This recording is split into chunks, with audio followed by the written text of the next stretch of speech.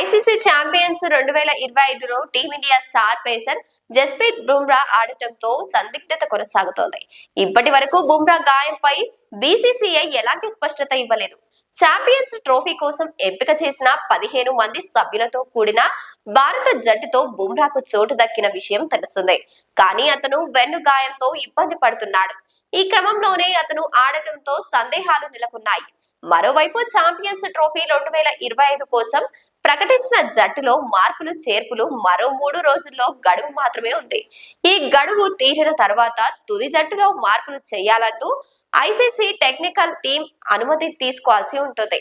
ఈ క్రమంలోనే టీమిండియా తన జట్టులో ఏమైనా మార్పులు చేస్తుందా లేక ప్రకటించిన జట్టునే కొనసాగిస్తుందా అనేది చర్చనీయాంశమైంది. జస్ప్రీత్ బుమ్రా స్కానింగ్ రిపోర్ట్లను పరిశీలించిన వైద్యులు బీసీసీఐకి మంగళవారం ఓ నివేదికను ఇవ్వనున్నారని తెలుస్తోంది.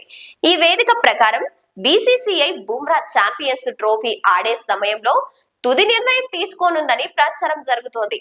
ఒకవేళ బుమ్రా అన్ఫిట్ గా ఉంటేనే జట్టులో నుంచి తీసేయాలని, అతను ఆడటానికి 1% అవకాశం ఉన్నా నాకౌట్ మ్యాచ్ల వరకు ఎదురు చూడాలనే యోచనలో బోర్డు ఉన్నట్లు సమాచారం. బుమ్రాను నేరుగా నాకౌట్ మ్యాచ్ లో ఆడించాలని బీసీసీఐ భావిస్తున్నట్లు కూడా వార్తలు వస్తున్నాయి. కానీ ఇది టీమిండియాకు నష్టం చేస్తుందని క్రికెట్ విశ్లేషకులు అంటున్నారు. దాదాపు నెల రోజులుగా బుమ్రా ఆటకు దూరంగా ఉన్నాడని, అతన్ని నేరుగా నాకౌట్ మ్యాచ్ లో ఆడిస్తే రిథమ్ లో బౌలింగ్ చేయడం కష్టమని సూచిస్తున్నారు. ఒకవేళ బుమ్రా దూరం అయితే మహ్మద్ సిరాజ్ జట్టులోకి వచ్చే అవకాశం ఉన్నాయి. హర్షత్ రానాను కూడా ఎంపిక చేసే అవకాశం ఉన్నట్లు ప్రచారం జరుగుతోంది. సిరాజ్ కానీ హర్షత్ రానా కానీ టీమిండియా మేనేజ్మెంట్ ఎంపిక చేయవచ్చు.